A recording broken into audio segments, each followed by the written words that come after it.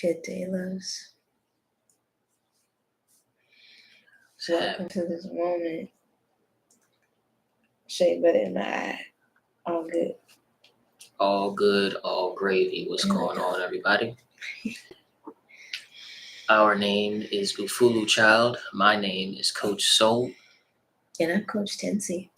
We have another episode of the Holistic Freedom Secrets podcast cooked up for you today, episode 62. Coming at you live on YouTube, Instagram, as well as Facebook. Yes, we are on. This is Tuesday, so that means that it's cleanse day. Every day of this podcast, we follow our holistic health healing system. And that consists of the 5 concepts of be, cleanse, fuel, move, and shine. Yeah. Today is Tuesday, like she said, so it's cleanse day. And the concept of today's episode is from pills to plants, a guide to healing with food and tea. Mm-hmm.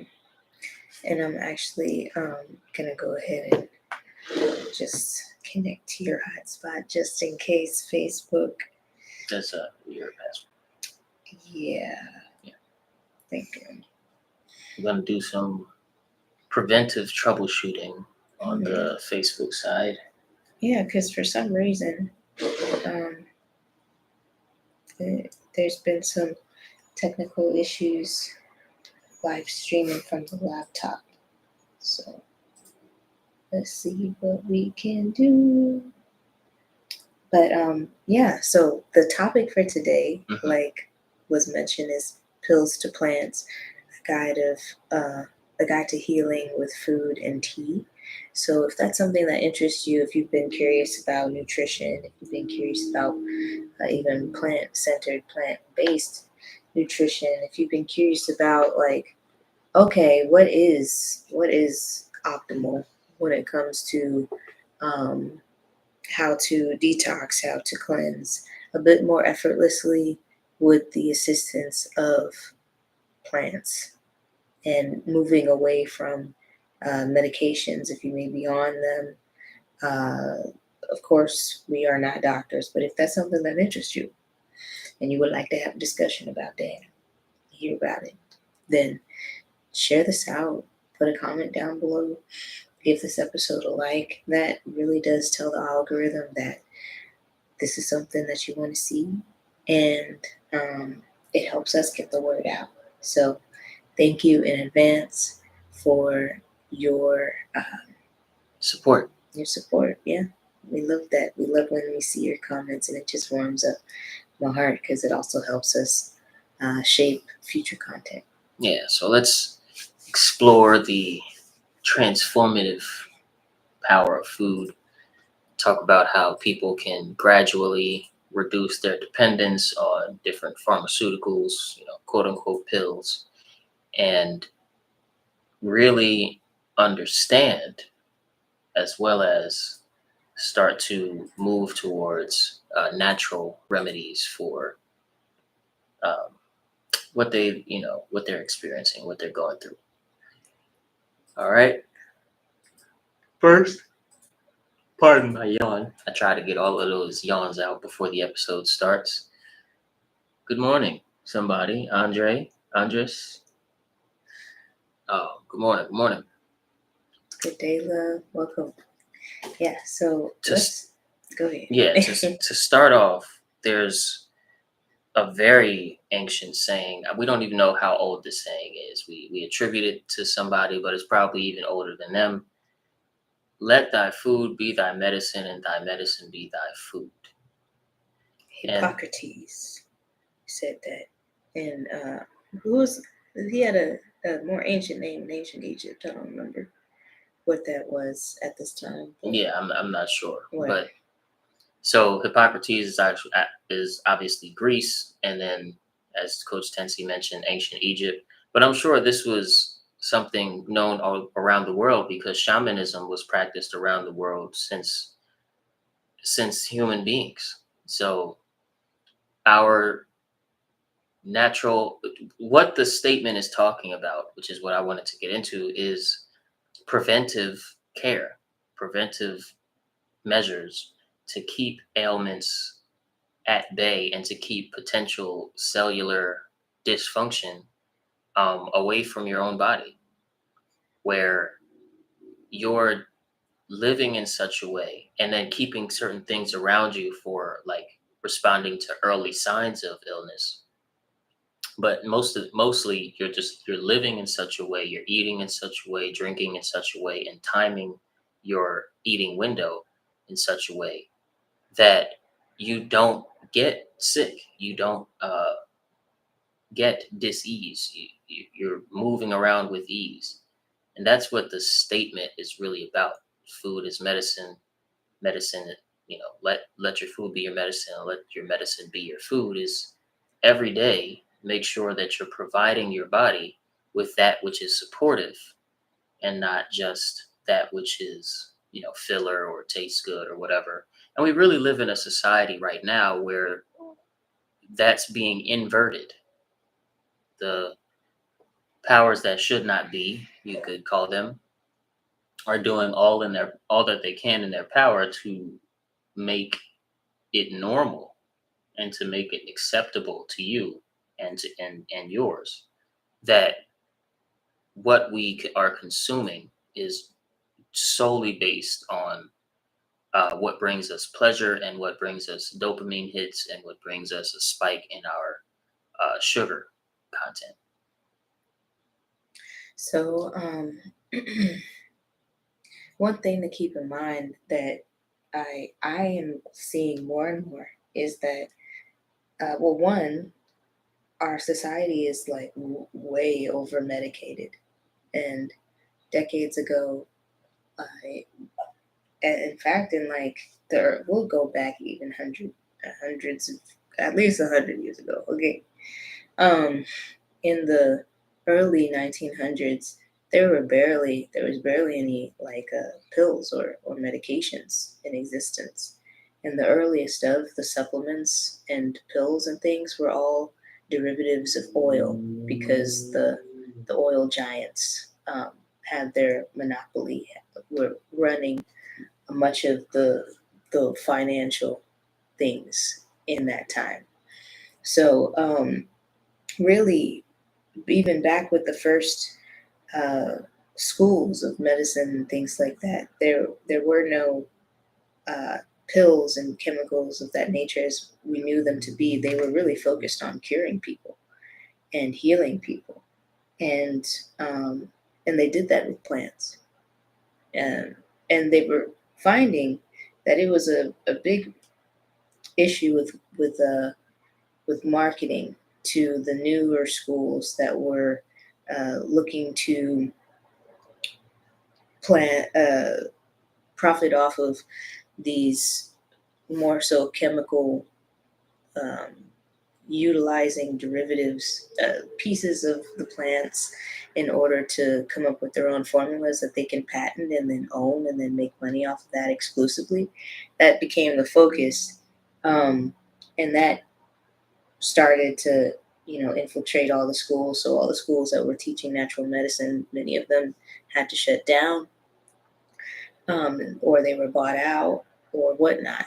And back in the early 1900s, that's when the first wave of hospitals, in the sense of um, the pharmaceuticals, came into play. John Hopkins Hospital was owned by the J.P. Morgan family, and that's now known as one of the most prestigious hospitals. And unfortunately, they still don't cure anything. They treat things, and of course, no one can really cure someone else. Right. You can support their own bodily function, yeah, to remove toxins and to reproduce cells that are healthy. Yeah, but whenever we go into a regular doctor's office nowadays, it's almost like you wait an hour to see the doctor for 8 10 to minutes. to Yeah. 15 Right. minutes, and then you tell them what's going on with you, but you can't possibly tell them everything that's transpired in like 8 minutes. And And they sit there disassociated, looking at their pad, ready to write down the first thing that you say without any context. and oftentimes you walk out with a prescription for a pharmaceutical because they they're now taught in medical school to follow certain protocols that also correspond with the insurance so that they can get reimbursements. If they follow the protocol, they'll get reimbursements. If they don't, they won't. So uh, it becomes um, a sticky situation because oftentimes when people get it on a medication, it it will go this way to where you you keep going back because other symptoms start showing up because every medication, every pharmaceutical has side effects that will most likely attack other uh, organs in your body, most commonly your kidneys and your liver and your digestive system. So, We lost Facebook, y'all. Sorry. okay, it says, okay, wow, oh, sorry about that. It, it's the internet. It's not the internet itself. It's something with Yeah, the laptop the is being laptop. funky. It's all right. So one patient comes in and they follow all of the instructions provided by their practitioner, The and protocols, right? and the practitioner is following all the protocols to the T, and they're doing their best to treat all the symptoms, to stop all of the signs of sickness from coming up by giving a different pill or giving a higher dosage or a different frequency. And people just tend to be rotating through different pills. And some people might end up even on 10 to 20 different medications within their lifetime at the same time, trying to combat the different side effects that crop up from first, from second, from third, and so forth. And it's like forcing the body into a the appearance of health from the outside. So your blood pressure might come back down into a reasonable range, but meanwhile you don't really know yet that your liver is becoming damaged, or that your kidneys are becoming damaged. This is something that a close friend of mine is experiencing now. Yep. And oftentimes these medications, if you type it into even WebMD and just read through everything on that page, all of the precautions and things, oftentimes it says that they should only be on short term, like for a few weeks max. And these are medications that people are taking for years, even decades. And that's something that makes it a bit tricky because the longer that you take many of them, the more addictive they can become if they are not already addicted. Because habit also helps to form addiction, right? Mm-hmm. And whenever we get in this hamster wheel of, man, I'm doing all this stuff and following all of what you said, and I'm not getting any better. In fact, I'm getting worse.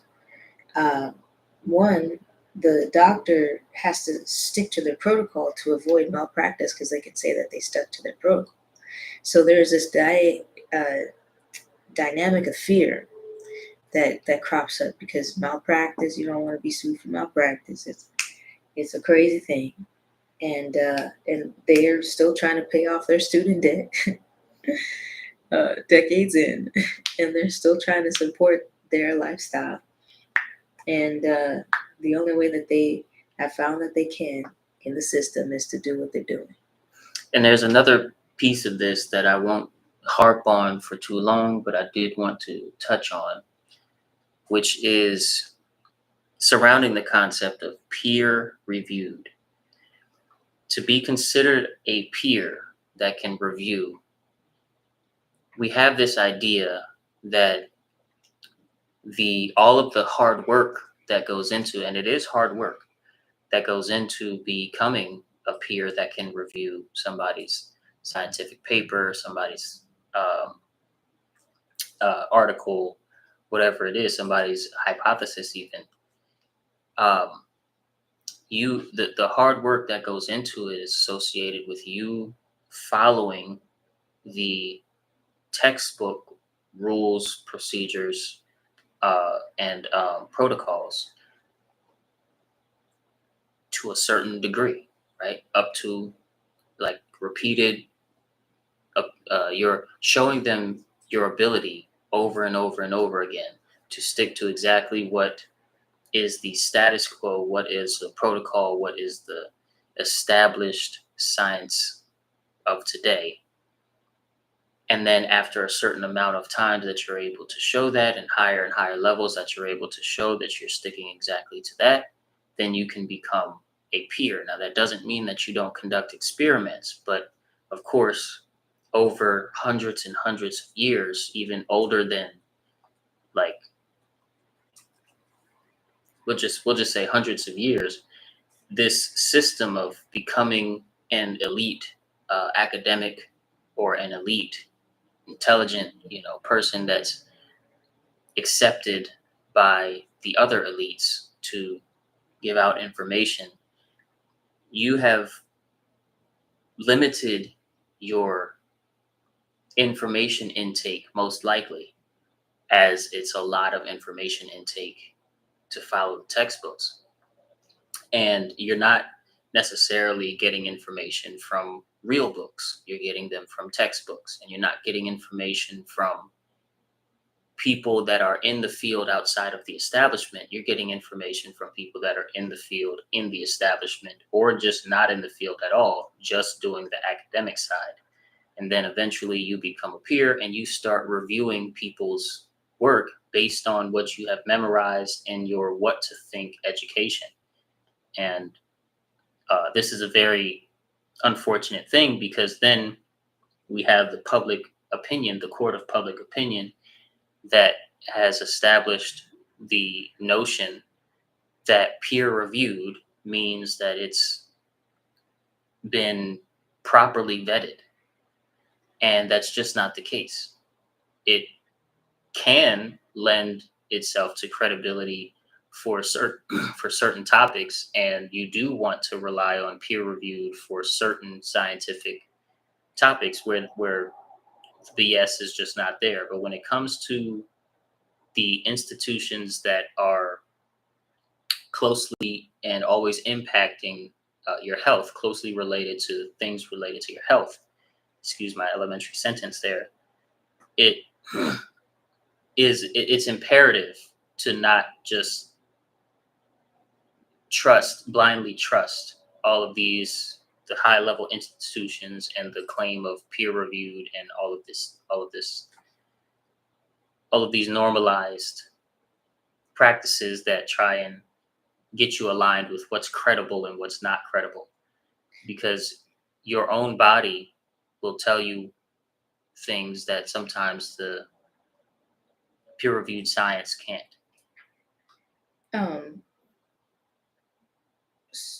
There's also, like, it takes a long time for even the science and the new findings in science to become adopted by what actually gets taught and adopted in the schools, the schools of medicine and chiropractic, dentistry, whatever. And the National Institute of Health publications, World Health Organization publications, all of that, CDC.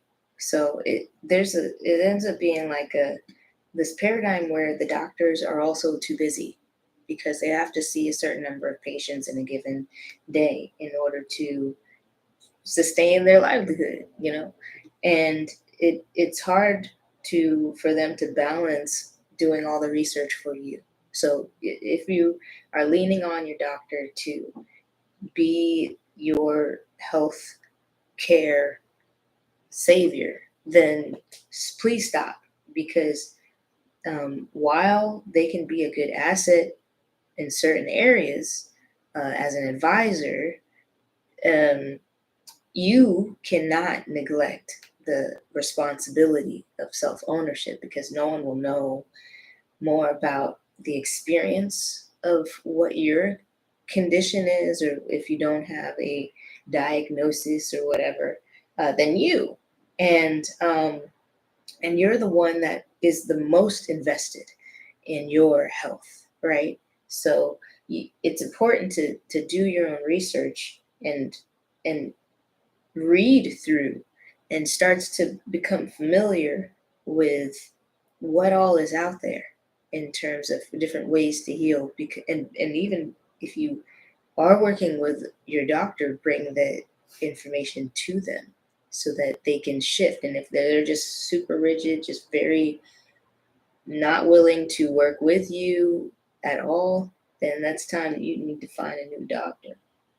Um, so yeah, that's just something to keep in mind at the very beginning of this journey, just to set the foundation, because this is part of the journey that we don't really talk about as much. Hmm.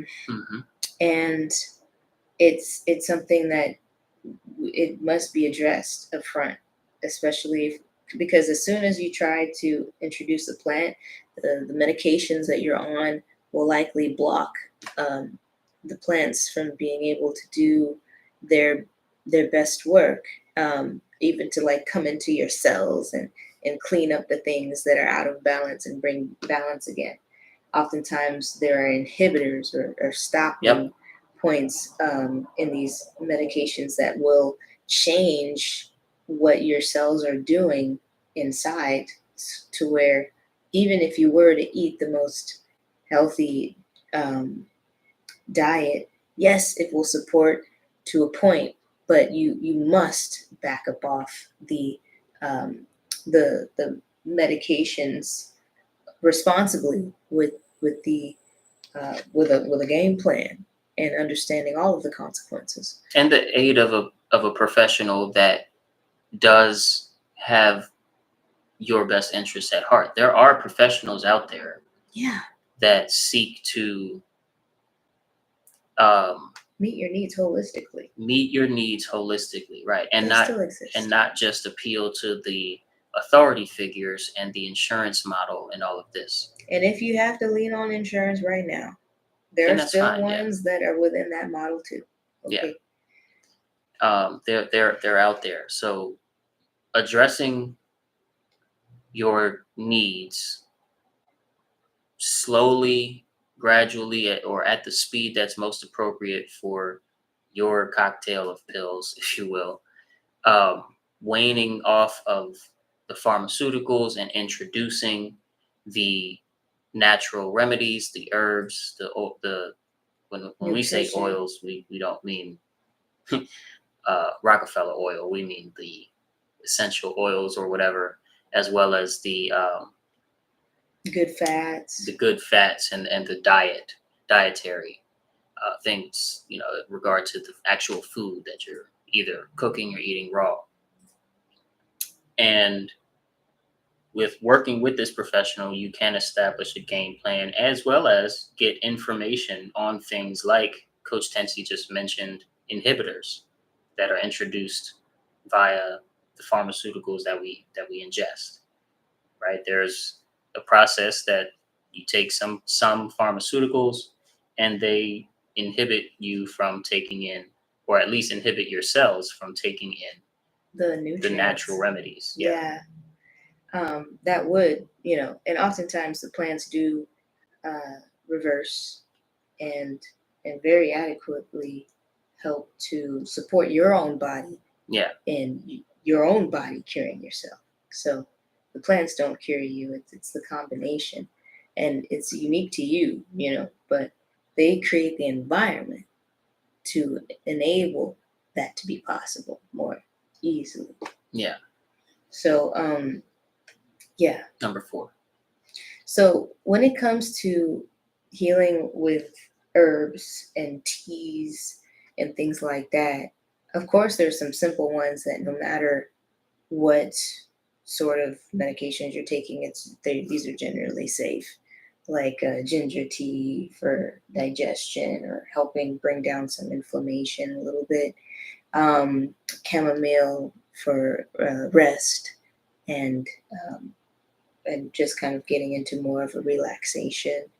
And then there's also some herbs that help stimulate something called autophagy, like turmeric, and there's ashwagandha and other herbs as well. These are when it comes to teas, the first thing to keep in mind, especially if you're taking any medications, is it's important to look to see what the medication side effects are, what the medication purpose was, and to also look up the herb that you're looking to take as well, to make sure that there's no they're not doing double duty.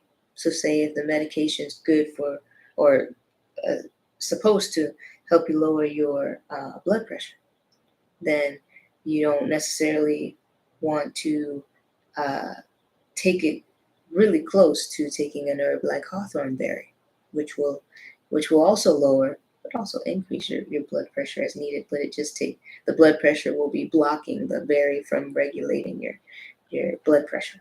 So um, a general rule is for any teas that you consume or any sort of medicinal herbs to consume them at least an hour before any medications or at least an hour after. And especially if you're monitoring something like blood sugar, blood pressure, it's good to test it um, before you take the herbs, after you take the herbs, to see if you even need to take as much medication and work, especially with medications when we're talking about ones affecting the mind state, psychoactive medications, those SSRIs, SNRIs, all of those things are extremely finicky to the point that if you try to go cold turkey, then you may not still be with us tomorrow because it brings so many crazy swings and people real life that would never be or consider self-deleting find themselves their bodies just being taken over. And this is an unfortunate thing because whenever people embark on going cold turkey, and I have brothers that have experienced this, and it is not pretty, and it is many of the withdrawal symptoms, like from hard drugs, like their skin is crawling, all of the um, severe irritability that you can't even probably fathom, and just feeling completely out of control. So um, it's important to replace gradually some of these medications so that you can decrease your detox symptoms as much as possible with the right nutrition. So that would be as many live, raw, whole foods as you can bear. At least half of your meals, let that be something alive on your plate, like a salad or a or if it's breakfast, some fruit. Um, Even if the fruit are Granny Smith apples, which are lower on the sugar index, or cucumbers, which are also fruit because they have seeds. Um, Things like this, limes, lemons, grapefruits, to support the liver. So when we focus on the whole foods, so we tend not to be in any of the aisles, okay? tend not to be in any of the aisles except for the bulk section to get some dried seeds and beans and whatnot to soak or things like that. But really, as best as you can, focusing on nutrition dense foods. And when we're plant-based, we're not so concerned about the calories. But keep in mind that if it's a packaged food, if it's in a jar, a box, a bag, that you have to really be keen and particular with what's in it and looking at the ingredient label and that nutrition label, because that might on the front look so good and on the back it'll expose all the secrets, and you might have to put that back because if you are in a crisis and if you're on many medications, your body is in a crisis, and you have to do whatever is necessary to set up your body for as little inflammation as you can. Yeah. And so the anti-inflammatory oils like olive oil, extra virgin olive oil, virgin coconut oil, avocado oil, even sesame seed oil. These are going to be great supports. Avocados, your nuts and seeds, and beans. Beans are not healthy fats. Scratch that one out of the healthy fat category. But these healthy fats, and just really watching out for things that are inflammatory. We have to balance elimination with assimilating stuff that is good for you, like the good fats. So the bad fats are your vegetable oil, canola oil. These all cause cellular inflammation. So really, if you see these on a package, put it back. Don't bring it home with you. And there's partially hydrogenized oils that are often found in like margarines. When we're talking about butter, it's got to be organic grass-fed butter if you're going to go with the butter, because nowadays the conventional butter is packed with antibiotics, which will wreck your immune system, which is funny enough because they destroy and the trace microbiome as well. Trace amounts of steroids and things that are given to the mother cow, all of that. Yeah. And you don't want that to complicate things further for you. No. So we're going to close this episode out. There's so much information. There's so much information to learn. It's very important to do your own due diligence. Also tune into this podcast. Also share this out. But today's episode is coming to a rapid close because we want to meet you guys in the comments. We want to be able to answer your questions as a part of a community. And we want you guys to share this out to a friend, as this is always, and what it's meant to be, a good starting point, not a middle or end point to your information gathering process and journey. So check us out, YouTube, Instagram, sometimes Facebook, just kidding, Facebook, and leave a comment. Please subscribe to the channel, like the page, follow the page, like the videos. Again, meet us in the comments with your questions, your journey, your truth regarding these topics. And tomorrow is Fuel Day. So we'll see you same place, same time tomorrow to talk about fueling your body and fueling your mind, fueling your journey. Yeah. I would just like to end off with, if I were to recommend one herb, it would be sea moss. That wouldn't contradict with any medications. Irish moss, baby. Yeah. Get it in. And we can do this. I believe it. Together. Peace.